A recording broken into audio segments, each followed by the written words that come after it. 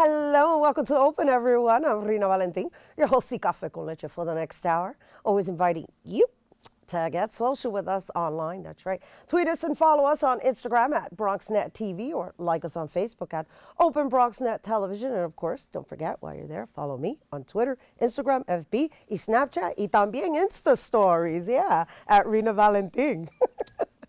Okay, so I'm going to get a little serious now because, well, we're going to work on some preventative measures, right? October is Domestic Violence Awareness Month, and there are numerous organizations that work with those in unhealthy relationships after the fact. But what if we begin teaching our youth the qualities of healthy relationships early, right? Well, New York City Healthy Relationship Training Academy is doing just that. And here to tell us about their program, please welcome Assistant Commissioner of Policy and Training, Hannah Pennington, and peer educator, Destiny Mabry. Hello and welcome, and thank you for being here with us, ladies. Hi, Rena. Thank you. Okay, so Hannah, thank you for taking the time to be here with us, and I'm in awe over this program. This is an initiative of the Domestic Violence Awareness, the Mayor's Office Combating Domestic Violence. So could you just share a little bit about how this programming and policy came into fruition? Absolutely, and thank you so much, Rena, for having us. We're thrilled. I'm so happy to be here on behalf of Commissioner Noel from the Mayor's Office to Combat Domestic Violence. This is our month. This is our time to really shine and make sure that people know that this issue is real and happening, both for young people and people of all ages. So we're thrilled you're giving us this opportunity. Absolutely. And that help is out there, so we're going to make sure that the word gets out. The New York City Healthy Relationship Academy actually has been around for over 10 years, which we're thrilled about. We've, at this point, over those 10 years, trained over 54,000 young people in New York City. To do exactly what you said, to actually, instead of the after effects of domestic violence, we're really trying to get in earlier so that we can talk to young people about what a healthy relationship looks like. But frankly, we're also really committed to making sure that those workshops make sure that teens, young people who are in need know that there is help available. The statistics are, as you said, this is serious stuff. The Department of Health's recent statistics show that 1 in 10 of the young people in our communities, New York City high school teens, are reporting that they are being purposely hit by their partners. And we know that those kids are 3 times more likely to miss school, 4 times more likely to be committing suicide. So we need to both make sure we're preventing it, but we also need to make sure that young people know, either if they're witnessing it in their homes or they themselves are victims of teen dating violence, are actually going to be able to get help and know that they can call 311, they can go to our website, they can go to one of our 5 family justice centers, and they can get help. This is wonderful. I'm so happy. I didn't realize that this program existed, so I'm so happy to be sharing this with you guys, especially because it's targeting the teen. And, you know, we've got a lot of work to do. And Destiny, your role in this workshop and prevention is? So as a peer educator, I facilitate workshops on healthy and unhealthy relationships throughout New York City. So we have 4 series, and they can request them for anybody who is maybe 10 or more kids. Like, that's our minimum. So as long as you're between the ages of 10 and 24, we'll come and facilitate a workshop with the students. Okay, and so what takes place in these workshops? It's mostly conversation. This is not a class, and we make sure that we bring out the fact that we are not teachers because we want them to relate to us, you know, because me personally, I can't say I've ever disclosed to a teacher about me and someone I was dating. So we want to create that relationship where there's a trust, right, that foundation. So as long as there's a conversation, we've gotten like amazing results from it.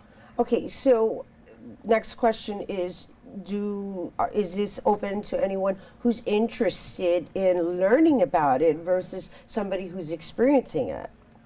So we are more on the preventative side, right? Not the intervention. So we focus more on prevention. So if you know what to look for, you'll know the signs to not get into it versus someone who's already in an abusive relationship. You know, I do not personally have a degree in social work and crisis intervention. So we focus more on, I call it more like a driver's license in terms of relationships, right? The safety tips. Right. I like that. I like that. So Hannah, share with us, what are some of the things to look for?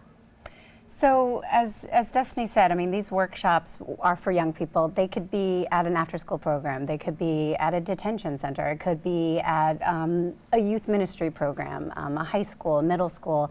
And when our peer educators are there, they're having those conversations to talk about things that, you know, it could be a friend's getting 10 texts in 10 minutes from their partner, right? And that happens all the time. That might not be a sign that there's an abusive relationship, but it very easily could be a sign that something's going on. So like Destiny said, these conversations, and she didn't do herself or her colleagues justice. I mean, these young peer educators have an incredible ability to connect with young people, and she's absolutely right that they're going to be able to have a real, rich conversation with them that they're not going to have with other adults in their life. But we also train staff, we also train teachers, and you know what, we also train parents. A lot of parents, Destiny will tell you, don't think their kids are even dating, right? But we know they are, and so we need parents to be actually educated about this so that they know and they can see and look that, is it normal that their child or their young teen child is getting that many texts from their partner, or do they seem like they're a little isolated from their friends? Do they seem, you know, that things have changed since they've gone into a relationship? And these workshops go into that to great detail, but there definitely are things in the workshops that help people, like Destiny said, I like that term, a driver's license, to sort of have those basic tools to understand how they can help themselves and make sure this doesn't happen to them, but also to help their friends, family, and anybody really in their schools and in their communities. So how do you qualify a person for this? Like, I'm just saying, right?